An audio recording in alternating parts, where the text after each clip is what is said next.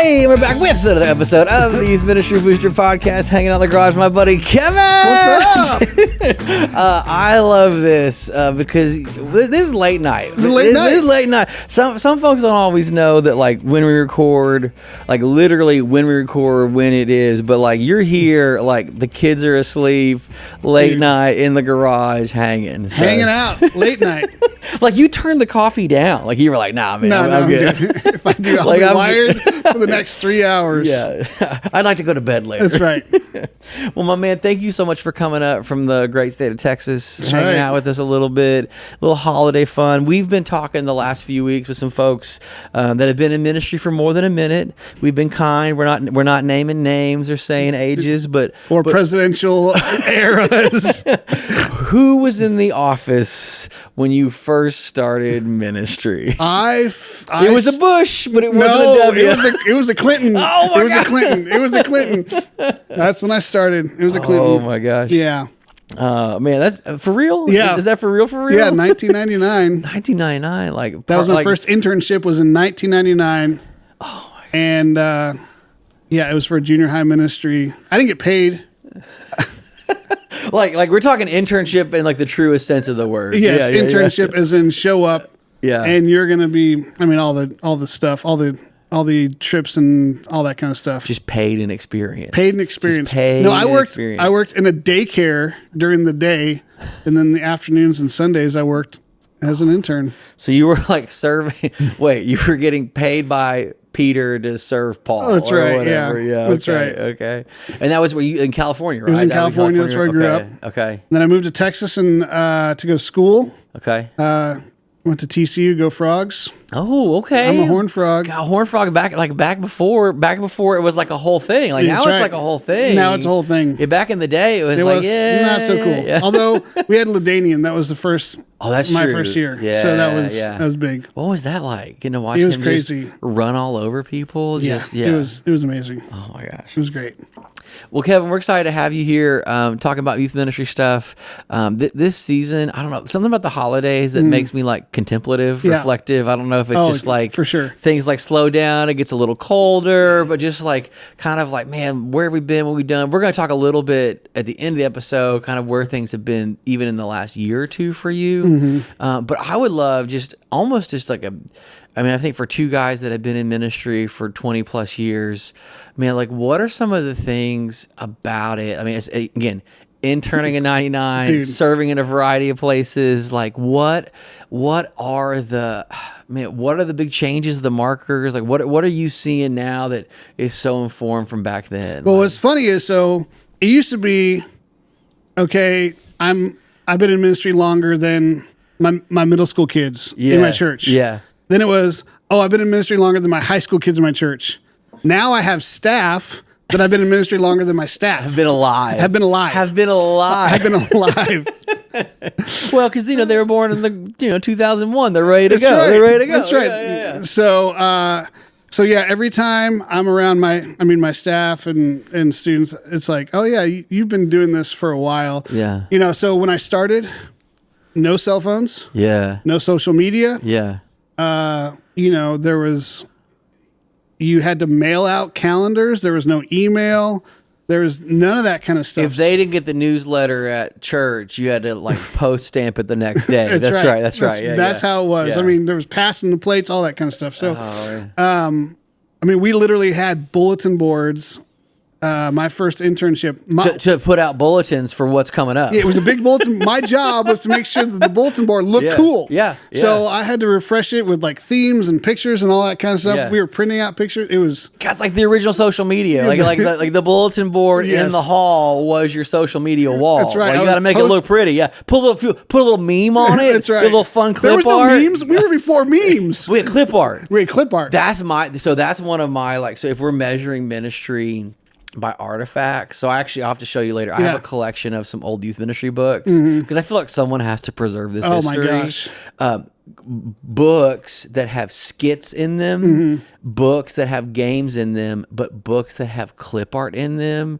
These are like precious to me just because like if you don't know, you can't appreciate what it's like to both either cut them out or run copies and cut them out and composite. Like on the newsletter, composite the graphic of like Jesus and the skateboard with like the summer calendar or whatever. It's the best.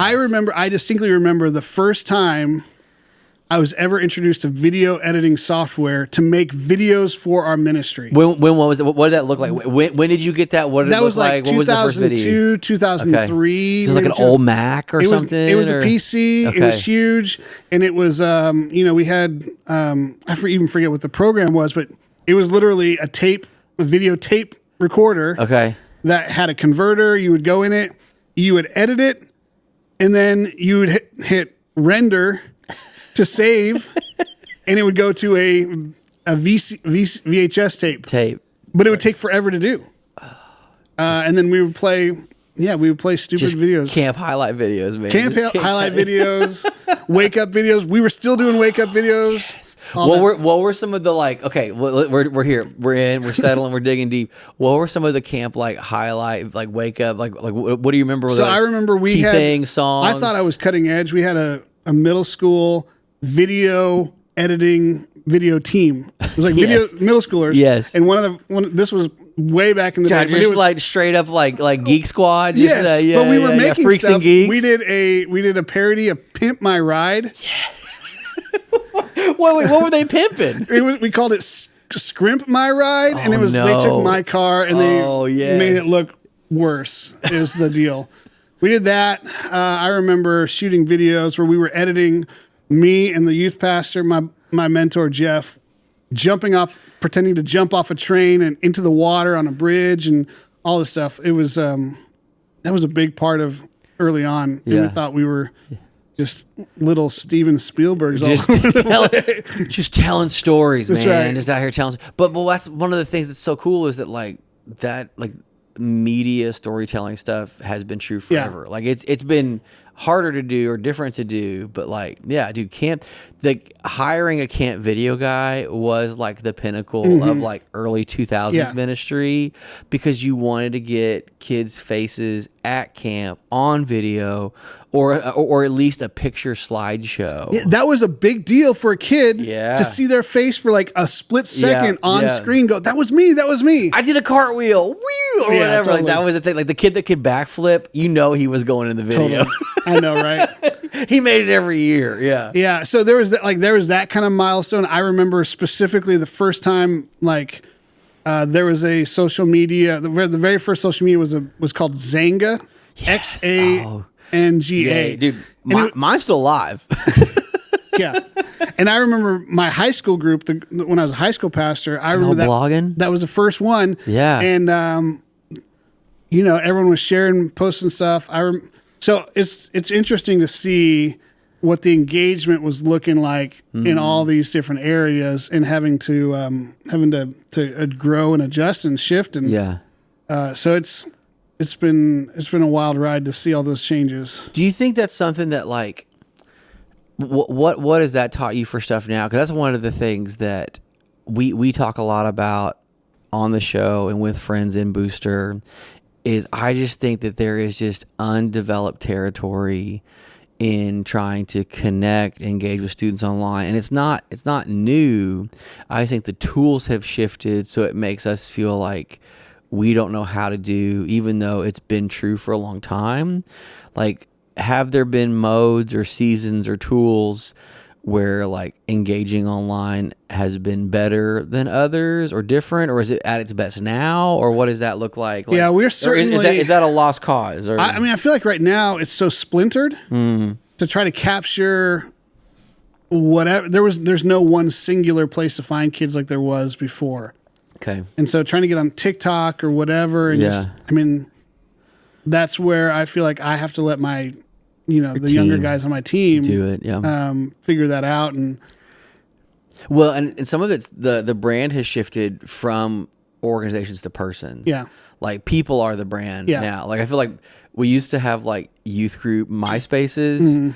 Well, now I think it would be just it's just the people in your ministry each have their own. Yeah. And that's the thing that tethers. And it's a little bit the thing that we've seen even in the ministry matrix of like youth groups used to have names, and now it's just church underscore students or youth. That's it. Like, praise Jesus for that. Well, but again, I think it's good, but it's one of those, like, I think that's the move, right? We went from having this like branded ministry to like, no, man, it's like, that is, for me, that will be some of the markers of a relational shift. Yeah. Is that we have like abandoned the brand, right? Like calling it something extreme. Literally extreme. It's always extreme. It's always either something like extreme or explosive, or like, you know, like peak. It's always a geographical feature that's nowhere near. There was a lot of Oklahoma youth ministries that had the word summit in it. There are no mountains to be summiting. No summiting here. Ours was no tidal waves. We had a big middle school week called Stampede. Of course, we're in Fort Worth, Cowtown. Sure, it makes sense. Stampede, right? It works. And it makes sense. The smells and the they're all sweaty, moving in one direction. That's right. But I think the other so it taught me, one, you gotta adjust and grow, and even if you don't understand it, there's gonna be people you gotta have to bring on to understand. The other side of it is nothing's gonna be permanent. Yeah. That whatever thing we think is gonna be the trend for the next 15, 20 years, it's not. Yeah. Something else is gonna come along. Yeah. And you gotta pay attention before you invest so much into that thing or that medium or that idea. Yeah.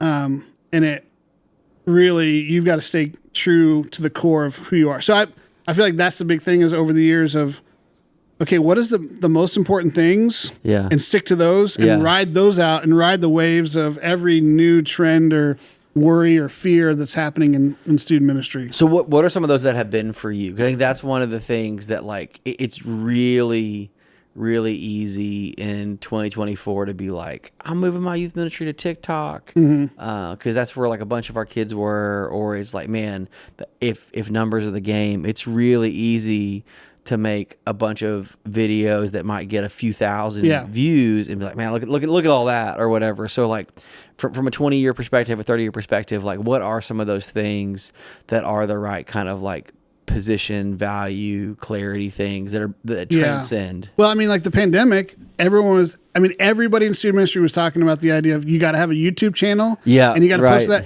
No, and it was a mad dash. Like you got to get verified. You got to be whatever. Yeah. Oh, that 3-week window of like, you follow me, I'll follow you. So I get my URL that I need to get. Yeah. And that has gone. Yeah. And so for us, a lot of it is relationships, investing in personal relationships. So for, I think, leaders, investing in kids. So small groups are a huge thing for our ministry.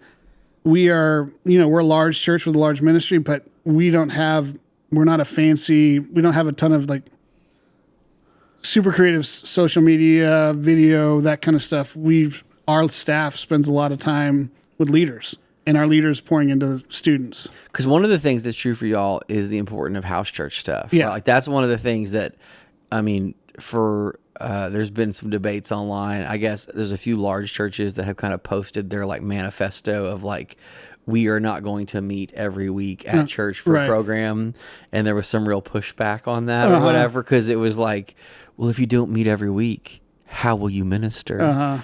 And I was like, oh boy. I was like, here we go. Well, and I'll be honest. Did you jump in? I made that manifesto. So I serve at a multi-site church. Yeah. And I'm the guy who says this is what we do. And so pandemic hit. Yeah. We all went in homes. Yeah. It was awesome. We saw a ton of growth. Yeah. And I was like, we're never going back, baby. We're never going back. Yeah. Well, 8-9 months in, 2 of our campuses are like, well, we want to go back. And so I had to sit there and go, okay, does that have to be the model? Yeah. And in my world, I work a lot with campus pastors and campus staff. So right now, 3 are, multi-site church. 2 of our campuses meet at the church weekly, large group, then followed into small group. And then 1 is weekly in homes. Yeah. And then every so often So I had to let go and, okay, what is more important? Is the relationship the most important or is the form the most important thing? And so, I thought I was being prophetic and super forward thinking. and realizing, no, the core values are still the same. Yeah. And they can look different in different contexts. What kind of guides that across campuses? I think that is something that people feel that tension church to church, but you're naming it even inside of your own church. Yeah. Like, are the values the same across those campuses? Yeah. And so even if like how they present, how they organize is different, the values are the same, or do they have give and take as their play? That's the ongoing question in my world is who gets to decide what the form and what the ministry. I think that I set the values. We're going to be in the scriptures. We're going to be teaching them so they can study God's word on their own. We're going to be doing small groups. So small groups is the thing, how it looks, and that's the contextualization. And I've had to learn that if I set the values and we have shared values as a team, then I can trust that they will make the decision that's best for them that is also in line with the values, which is a place of empowerment and trust and scary sometimes if they don't look the way that I think that they should look. But okay, so I'm going to dissect a little bit. Like what happens in give me a random sampling. Like if the groups are a little bit different and they kind of have to uncover and hold to, like what do the groups look like? What are the ones that you're like, man, this is exactly what I want? And then what are some of the ones that are like, well, we'll wait and see. Like, well, what happens inside? Because again, small group matters, but like what happens in the group? Like what's the so so a good example is one of our campuses brought their groups back on campus this past semester because it served the larger purpose of the church. There was a 5:00 service that we had to launch, and so it made sense to have it during parents the same time. in one room, students in the other. And so that was a big thing for us, is setting the idea of what is success. I think you have to define what success looks like in that group, and then be able to say, can that success be achieved in multiple ways? So like, is it going to be an hour and a half, or is it going to be 45 minutes in a group, or is it going to be home or whatever? But the success is, are students opening the word every time? Are they are leaders talking less than students? Like, that's a win. Okay. Are they praying for one another? Yeah. Are leaders checking in with students throughout the week? Are they communicating with parents? Like, some of those big benchmarks that can happen whether you're meeting in a hallway or in a home. Yeah. What I love the idea of like those are measurable. That's one of the things I think some people struggle, and I think that's why people fold up onto like a curriculum questionnaire guide is, did I make it through all the questions before the clock runs out or whatever, right? Like that is the big game of like, there were 7 questions and we got 6 out of the 7. Or if you're in middle school ministry, guys, did I get through all the questions before 10 minutes goes by? Right. Was I able to stretch the questions to fill the time? That's right. Yeah, were the questions the right match for the time that we had? But the idea of like, who gets the lion's share of the sharing if students are praying out loud by name, how does that frame? Because I know this from our friendship, like you've been in it long enough and care deep enough, like that you are trying to launch and release folks. Is there like successful measures, markers from middle school to graduation? Like what are some of those things? Like, here's a healthy group, but we also want to see Mark and Stephanie grow healthily through. Is there some of those things at play too? Yeah, I mean, I will be honest, our church isn't great at measurables in that sense, and we're trying to figure that out. Okay. And so,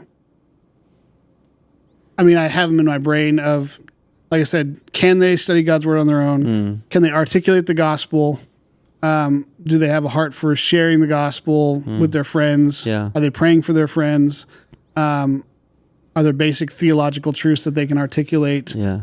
And our core 4, this is what we talk about with our team, is one, we want every student walking with Jesus daily. So we got to help them develop a living relationship with Jesus. Community, we want them a part of a larger family. So we want them either serving in the larger church and participating in a small group or both. Growth. We want them hungry for God's word. So are they equipped to read and study God's word on their own? And then Jesus Community Growth Mission, are they reflecting Jesus to their world? Okay. So those are like some of the core things we come back to. We don't have we have a curriculum, we have a scope and sequence, but as far as we just repeat those 4 things in various combinations and because I feel like if you get those 4 things, you're kind of good, kind of solid. Have those always been your 4, or have you distilled your way down into it over the years? We did a serious discerning process about 7 years ago. Okay. And of course, I'm the only one that's still on staff from that. Okay. I've been on staff, so I've been strong enough to stay. That's right. I've been on staff at our church for 16 years. Yeah. And so, I'm career longevity, but also church longevity. Longevity. Yeah. So we we had a discerning thing. And so I've had to just continually hit that every year. Yeah. Has that gotten easier to keep coming back to those 4 the longer you hit them? Or are you ever tempted to be maybe there's a 5th? No, just for fun, we're gonna spice it up with a 5th. The challenge is I feel like we get it, but then I realize new people come on, new leaders come on, and so it's the discipline of staying true to that over and over again. I think that's one of the big keys to longevity is not getting bored with the main mission. Right? How do you stay excited about something? And so many of us, it's rabbit trails or it's new shiny objects or whatever. How do we stay faithful and true to the basic cores of ministry, especially student ministry, and not get tired of it? Because to be in ministry, you have to hit those big core things over and over and over again. Well, because the kids are always coming to it fresh. Like the 7th grader you have now that becomes an 11th grader. Well, there's more 7th graders coming. Yep. That 11th grader may have finally gotten it, but that doesn't mean that you should be bored of it. Or they may have gotten it, but they're different now than they were when they were in 7th grade. Oh, man, ain't that? Yeah. They're hearing it with 17-year-old ears instead of 12-year-old ears. Yeah. Okay, so how do you not get bored of it? My friend, help us unlock this. Because I think a lot of folks jump churches, jump roles, or relieve themselves from youth ministry because I think you said it right. They want something else or more. Is it something in your own personal life that helps in this ministerial calling? How have you not gotten bored in 16 years of the same place? So, to be fair, I've gotten bored. There have been seasons where I've gotten bored. Okay. So, I think it's not a perfect function. That's right. Yeah. To my senior pastor who's reading this, I'm not bored right now. I'm feeling great right now. I'm feeling great. Yeah. I think, I don't know what the magic number is. I think somewhere around year 3. Okay. That's when you start running out of your tricks. Okay. So that's why the crossroads. Yeah. So that's why I feel like there's a lot of transition with youth pastors around that year 3 or 4. You've run out of all your tricks. So now you're I don't know what to do. Yeah. So now I got to go somewhere else and use the same set of tricks. You've run out of tricks. So now we have to lay track. Yeah. Yeah. So I'm a big proponent of calling and understanding your calling. Okay. And because I talk a lot with our staff and team about understanding and living out your calling. Kurt Johnston from Saddleback, he talked a lot about how you have to choose to stay in it. You have to make an active choice to stay in it. And is there an exercise for that? Is there a morning meditation of today I choose? Well, it's like not taking the off ramp. Okay. He talks about not taking the off ramp. I remember that concept of it.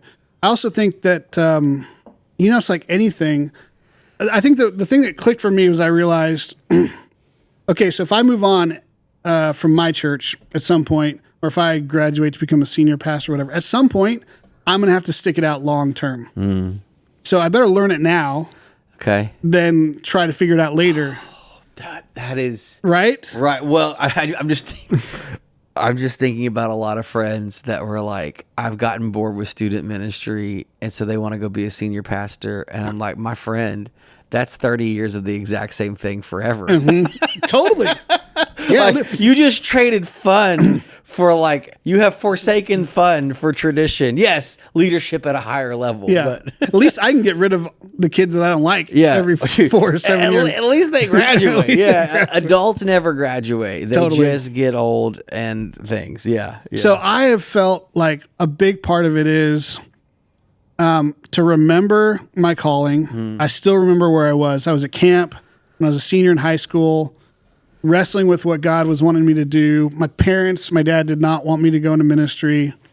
And I just remember Jesus saying, are you going to follow your parents or are you going to follow me?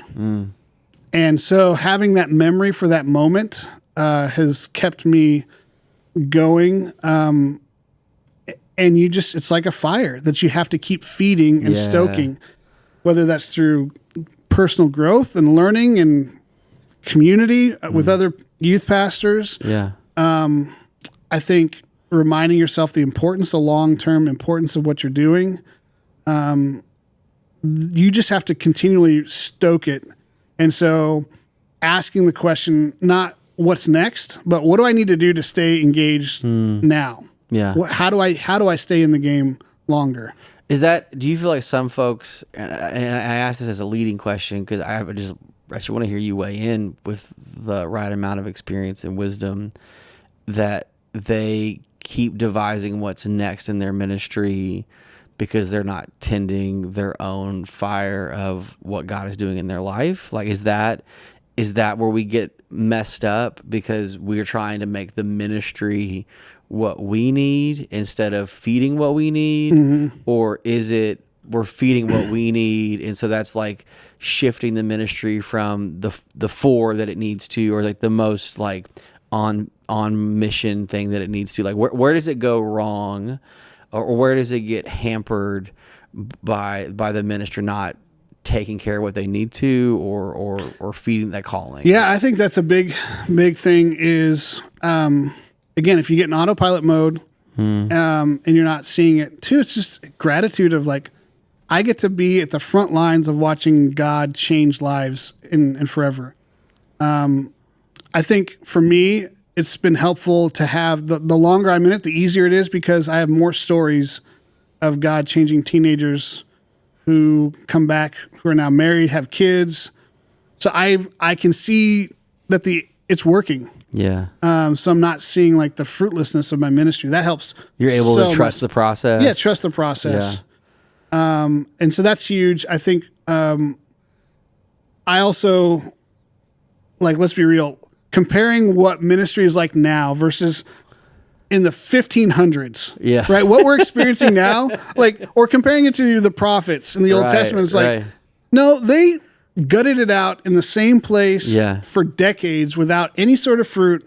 God just saying, be faithful, do what I'm asking you to do. Yeah. So when I think about me sticking it out longer, enduring some pain, not seeing growth, not having a career trajectory, I'm in good company. Like I'm in the community of saints that for basically most of the history of the people of God had the exact same kind of thing that I'm experiencing. The Jeremiah that's spurned by his own folks, but yet he just remains with them. Yeah. Ezekiel. I mean, so that's the part of it that I look at and I go, okay, that desire to move on and to do something else, that's a relatively recent thing in the history of the church, especially when it comes to pastors, shepherds, ministry leaders. Yeah. I do think there's a positive trend, and this is one of the things kind of maybe in a post-COVID, or at least in the last year and a half, 2 years, that more and more folks are being raised up from the midst of either their church or like a neighboring sister church. Like I go through the Rolodex of friends that have been recently hired into things, and in a overwhelming majority it is either that was their home church they came back to, or it was they were a volunteer in a collaborative D now, and so this church that they were already familiar, because that relation, if the shift is being made to relational youth ministry, then that means the most valuable asset is how much relational equity you have, and that takes so long to accrue otherwise that it's much easier to try to train and figure out what we're going to do if you are known versus someone who might have a bag of tricks that we're going to hopefully connect them deep enough that the relational thing will take hold. That's what gives me hope about the church, because we haven't, I don't think at least in my experience, the church has never cared more about raising people up, the next generation of pastors on their own than today. Right. Whereas before it was outsourced. Yeah, just let's call the seminary. Yeah, let's call the seminary. Hey, man, our last one was fine. We moved him on. What models do you have coming out this year? Like literally, it's like the car factory line of like, hey, we need that 2025 model when they graduate. Yeah. And if you had somebody who was in your church who expressed, you would send them to go get equipped and then come back. Now we realize we have to equip them. We have to train them. We also have to have the long-term view of raising them up. Yeah. And so that part of it is, I think, part of, for me, that reminder of, I want to see that pay off. Yeah. I want to be around long enough to see the change happen. Yeah. Okay, so help us out, because one of the things that can't be taught, that must be learned, is when you're somewhere that long, the relationship that you may have had in a couple year window. It's not that it's fake, but it can exist in a little bit thinner way. Yeah. Because maybe you could kind of skate by without a lot of like serious conflict. I can't imagine you being 16 years at a place without having some like gut busting arguments either with staffers or parents or just folks in the church. Yeah. So in what ways have you grown? Are you growing? Would you encourage others? Because that's like the one everybody's like, if you ask youth ministry, it's relationships are the tool, relationships the way we do ministry. But we're going to have to get better at relationships.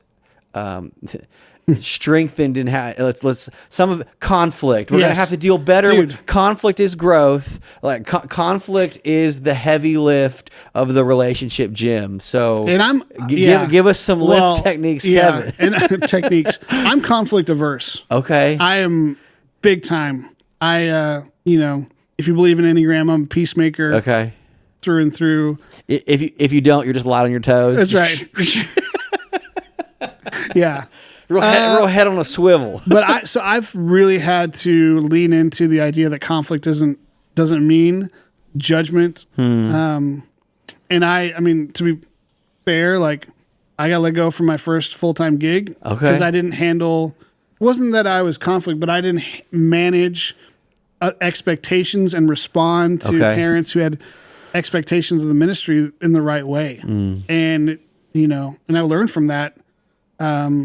And so for me, I've had to learn that, one, like you got to be face to face with people. Yeah. So often, if someone rubs you the wrong way, you responded with an email or a text message or whatever. And that's a horrible way to deal with conflict. And the other one is managing expectations. Okay. Both, keeping my own expectations in check, but also managing parents, staff, other ministry leaders, their expectations of what we can and can't do. Never promise something that you don't intend to deliver. Yeah. And I think sometimes we promise things that we think, if I say that, that'll make that person happy. Like I remember specifically the thing that got me, I think, in trouble was I had a parent at my first church. I had a parent come to me and say, "Hey, we should do a ski trip." I had no desire to do a ski trip. I was never going to take never going to do it. I don't like skiing. Yeah. I'm from, and so I was like, yeah, I'll look into that. Yeah. I had no intention. That parent heard, oh, that might be something that happens. Oh. I said, I'll look into that, never intending to touch it again. Man, that was a horrible communication strategy that I thought I was trying to keep the peace. Yeah. But I wasn't. And And so you were setting up you a get problem burned for later. Yeah. Yeah, you get burned. Putting a fuse on that bomb.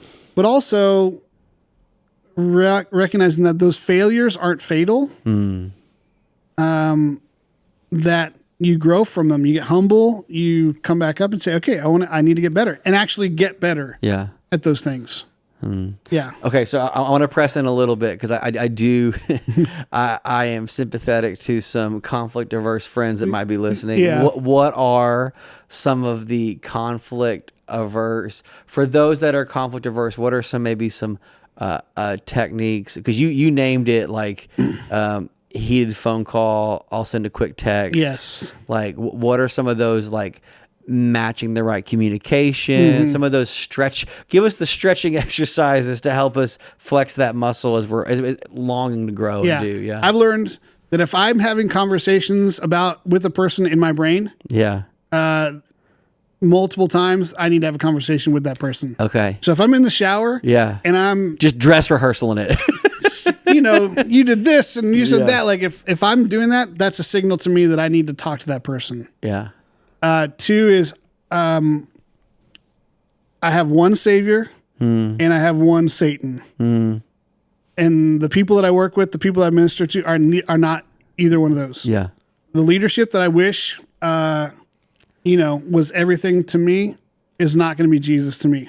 So releasing that person from being everything to me allows me to not ever being able to have them screw up or whatever. Yeah. Same thing, the person that makes me mad or angry or I think is there's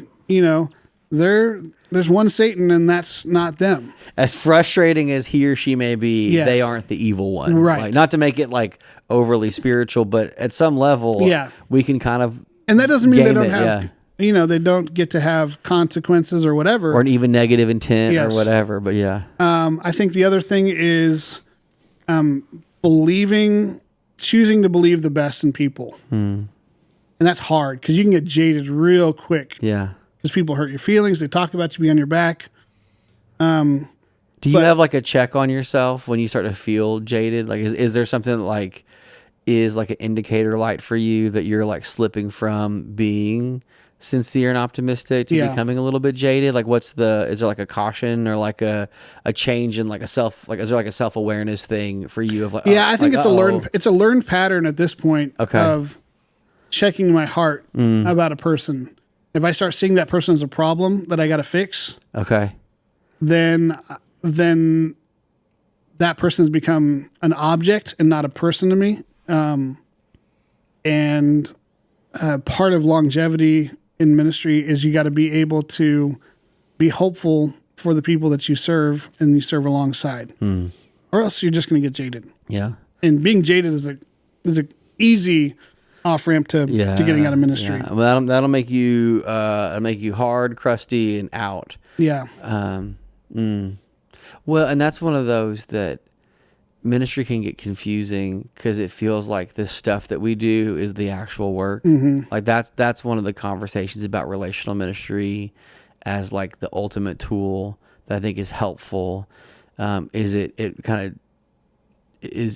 It separates us from the event we plan or the program we run. Yeah. Right. That's again one of the things that I treasure about what y'all are doing is like it isn't about the 90-minute weekly thing. Like I'd never once been like, no man, this theme, this set design, bro, we got you.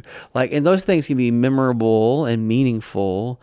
But if ministry is the thing that just lives inside of like your study notes and planning center, I worry if it can be too well tuned. That maybe that's another way of hardening the heart is, call it excellence culture, call it whatever. They were so worried about the thing that we were like making or producing that we missed what it was actually trying to like foster or create. So we've talked about this before. One of the big things for me is I love to cook. Yeah. I love barbecue. Yeah. I love barbecue. Yeah. And so the analogy for me is a home cooked meal cooked with love and care and time.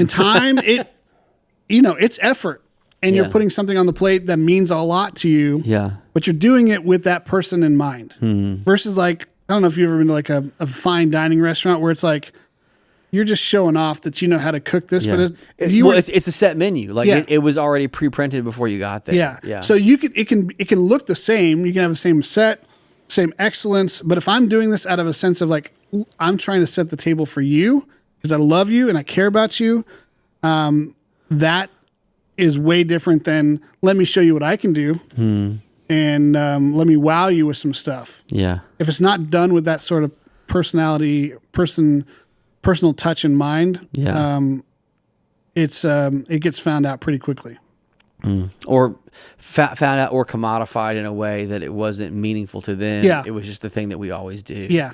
And that's powerful to hear from. And again, I want to name it like from someone who's doing ministry in a multi-site way. Like again, the temptation of like, well, this is what we do everywhere we do it has not been true for y'all. No. And that's, gosh, we are not a McDonald's style. Yeah. And there's nothing wrong with that. That's just not us. Yeah. And part of that, I think, is my leadership style of bringing collaboration, contextualization.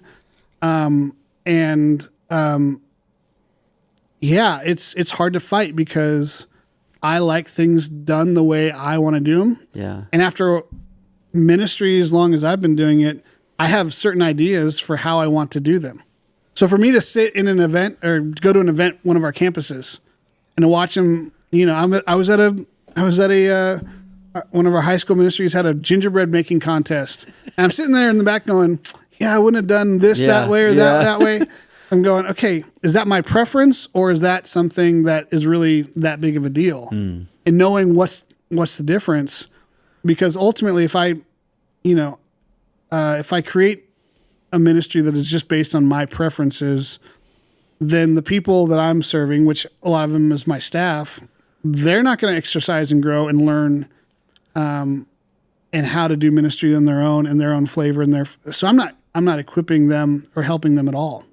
Do you think that flexibility is what has contributed to the growth? Like, I mean, just to go ahead and name it out loud, like y'all have grown since COVID. Yeah. Some have not. There are some ministries that have not. Do you think, would you owe that some to the committedness of leaders, flexibility? Like, what are some of those things that are like, these are features? I mean, it may not be exactly true for everybody else, but it seems to be true enough for y'all. Yeah. So what are some of those things that you would double down on? I think the biggest thing is leaders. Okay. So we're recording this around Christmas. Yeah. The analogy that I tell my team all the time is be a father on Christmas morning. Okay, so I'm a dad. Yeah.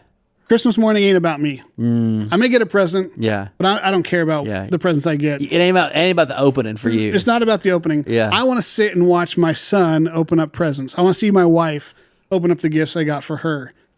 In ministry, we have to be willing to find joy in letting other people open up the package. And the packages, man, I remember what it's like to sit across the table from a student whose light bulb just goes off. Yeah. Or whose world is crumbling and they're turning to you because they like that is addictive stuff, and it's good to be in the lives of students.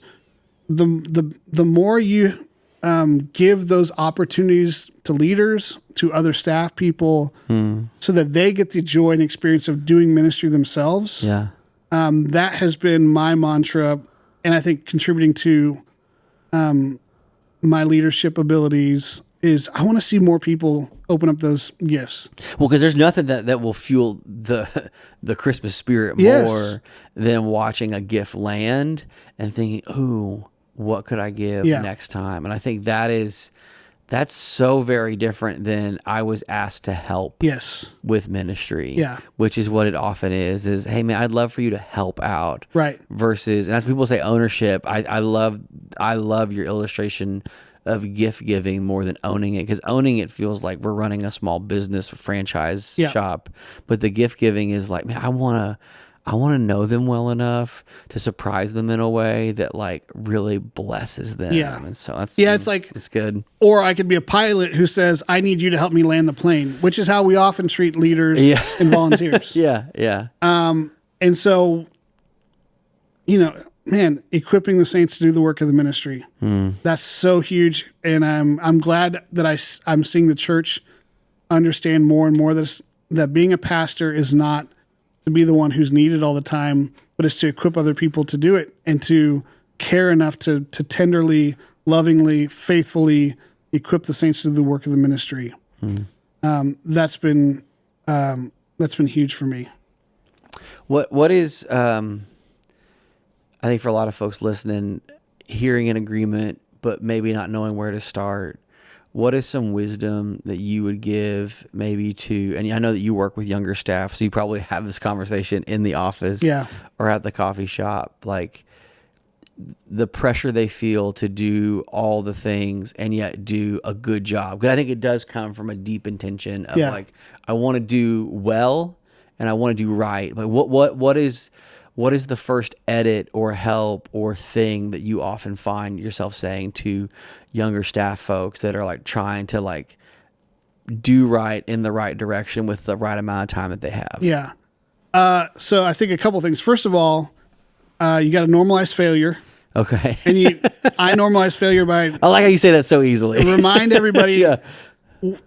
I remind everybody, like, I don't have it all figured out. And I haven't had it all figured out.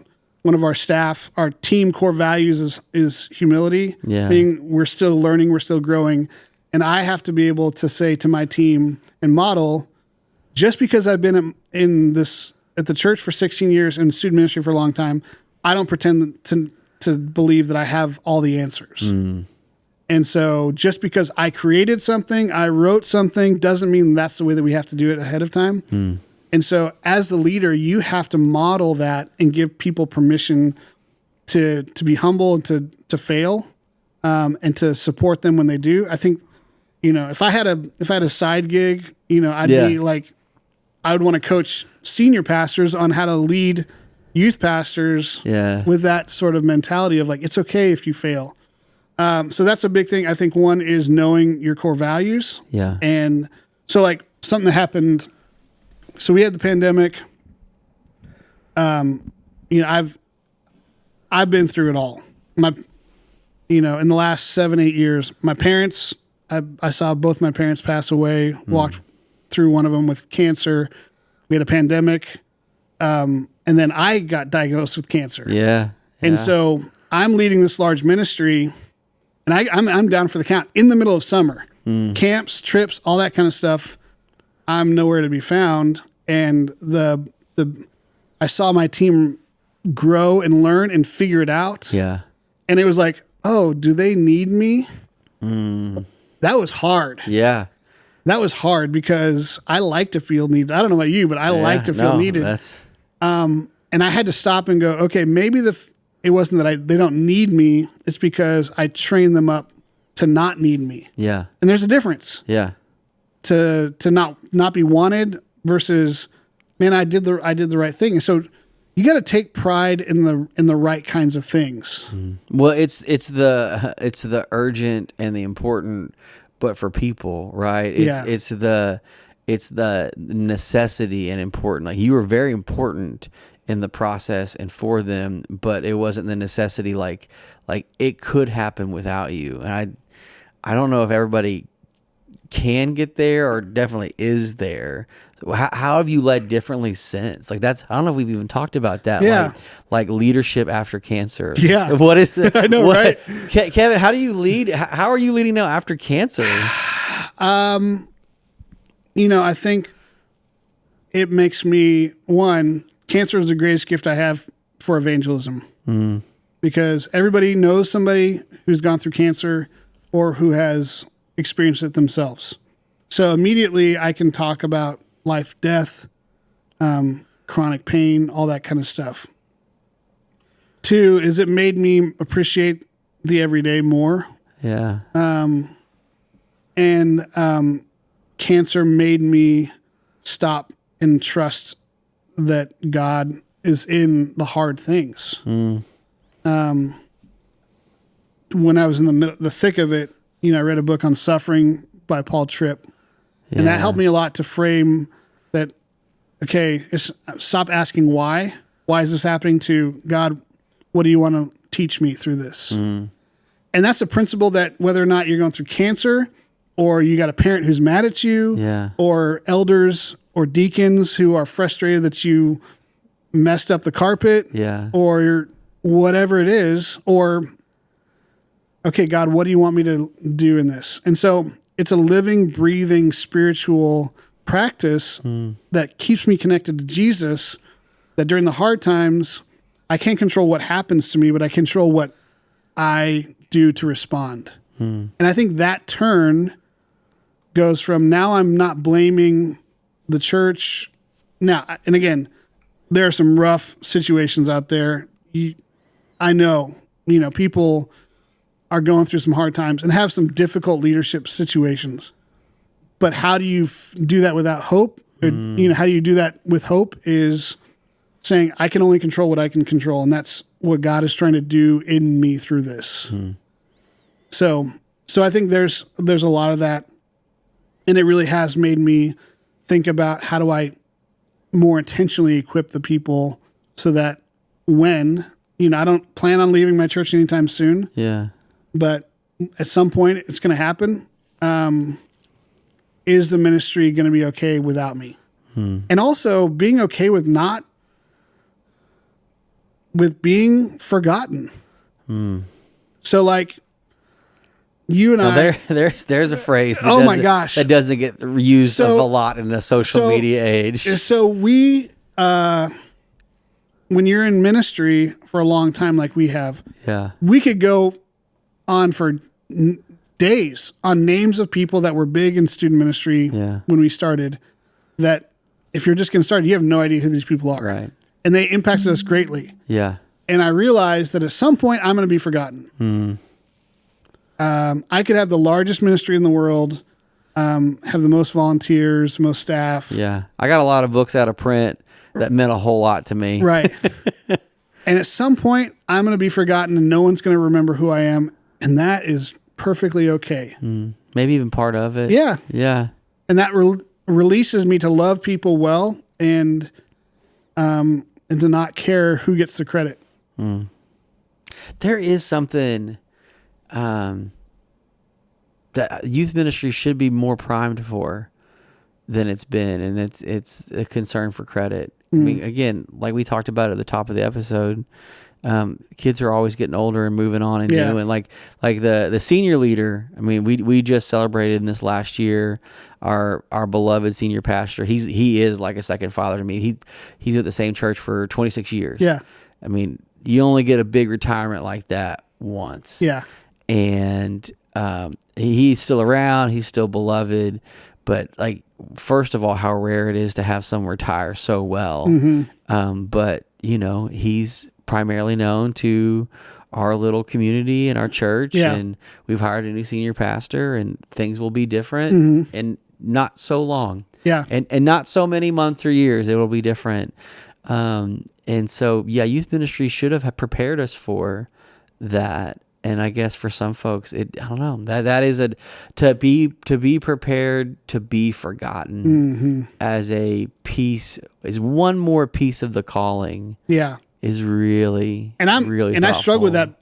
I think one of my big drivers, motivation, is legacy. I think sometimes I have to check in my brain and in my heart, going, am I sticking around because I want to prove that I can stick around longer? Or am I doing it because I really do believe God's called me here? At what point does the tally mark hit and you're like, man, at this point we just have to finish? Well, no, it is weird. I was talking to someone recently. Who goes 40 years in and doesn't finish? And I was like, I have these mental milestones in my brain where I go, okay, so the last, when I first started, with the last youth pastor, he was there for 7 years. So I'm like, okay, I got to hit 7 years. I got to go 8. And then, the guy who mentored me, he was at his church for 10 years. Okay, well, I got to hit that. And so there is some check to there. And there's some good things to gutting it out, but there's also some like pride issue that I have to resolve. Some of it's a little bit of a PR though. I want to hit that person. So what is do you have one in mind now? Is there like a 16 on the crest of 20, or is there if we're 26 years into the whole thing, like what is I don't know, man. Some parts I think, man, if I keeled over, on a camp, at a camp, that would be cool. But Lord, take me on stage. Yeah. This is about to be a real cry night. Yeah. No, I don't know. I don't know. I want to finish well. Yeah. Whatever it is, I want to finish well. And I don't want to stay in it just for the sake of saying that I stayed in it. Yeah. I want to stay in it because I still love it and I still find joy in it. And I do. I wake up going, how could you not think this is the most amazing gig in the world? It's insane. Well, give us a little bit. So we're wrapping up 24. We're going into 25. What are some of the things for someone who has been in it and is excited to stay in it? What are some of the things that you're looking forward to in this next year, either personally, in this part of life and ministry, or for the season of ministry your church is in, or just in general? Like, what are some of those things that, again, what are you tending the fire with in this next year, brother? One of the things, so with our staff team, I kind of say it's like when you graduate a really great class. Yeah. And you're like, oh, I missed that. We had some good transition on our team. So we've got a new group of staff members. I'm like, some fresh freshmen. Now it's time to raise up, do another raising up. So that's Saved by the Bell, the new class. Yeah, Oh no, that was a horrible show. The new season, just new season. Yeah. So that's been a big thing for me, is how do I, raise up and train up this next group of staff.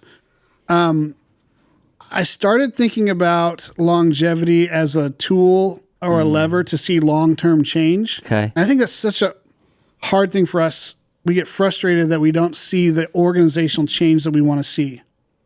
And so we get frustrated or we get impatient and we want to change things now. I'm realizing I have at my tool belt the ability, I know that I have the ability to last.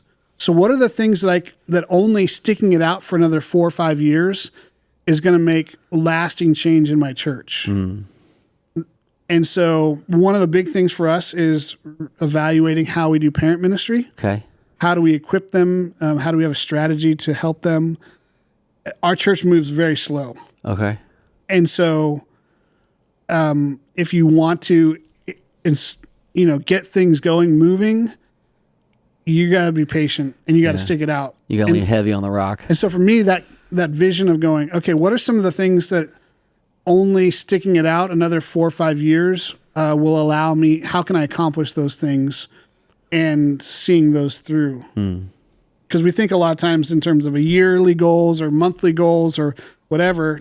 It's like, do I have it in me to say, for the next 4 years, I want to create something that lasts beyond me, whether it's, so parent ministry is another one. Another one is that raising up of, I want to get to the point where we never have to look outside of our church to hire somebody. So how do we create a pathway of raising up the next staff people? So we have a pathway of, we've got student leadership team in high school.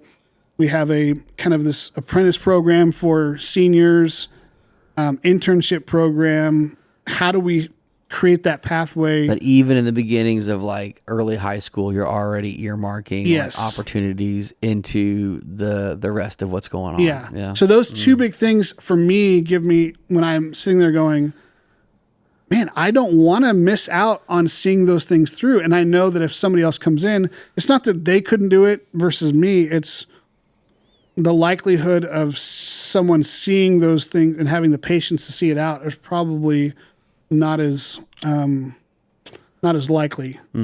So that keeps me fresh and energized and going, okay, I may not see it today or even in a year, but I want to see it long term, and that's what keeps me going. Yeah, man. Well, brother, thank you so much for hanging out. We're gonna go hang tonight and grab some barbecue later. Yes. But yes. We've got some Tulsa options for you. Yeah. You haven't been to Tulsa before, so No. I've been diligently like figuring out what we're gonna do next for stuff. So, Kevin, for folks that wanted to stay connected with you, follow up, ask you questions, things about longevity, leadership, multi-site, flexibility in groups, what's the best way to get connected and stay connected with you? Yeah. So first of all, I love having conversation with youth pastors. That's, I think 1A is student ministry, 1B is helping raise up So bring on the messages. Yeah. So my name, Kevin Libick, Libick. Facebook, Instagram. Shoot the DMs. Yeah. Okay. Yeah. Well, I know that you're active in the Facebook group communities as well. So some folks may have even like seen your name and not even made the connection until now. That's me. So the next time that he drops a manifesto or leaves a comment, reply back at it. Let him know. Let him know. Let him know. Well, brother, thank you so much. Thank you. Yeah, dude. No, this has been a long time coming. I appreciate you taking the time, making the time. Holiday season is good to hang out with friends. Definitely. Man. This has been a good run, and we got friends coming in for the holiday. Literally, friends coming in for the holidays, doing a little bit of podcasting and conversations in youth ministry. Definitely. All right, crew. We'll see you back next week. Merry Christmas. Snap.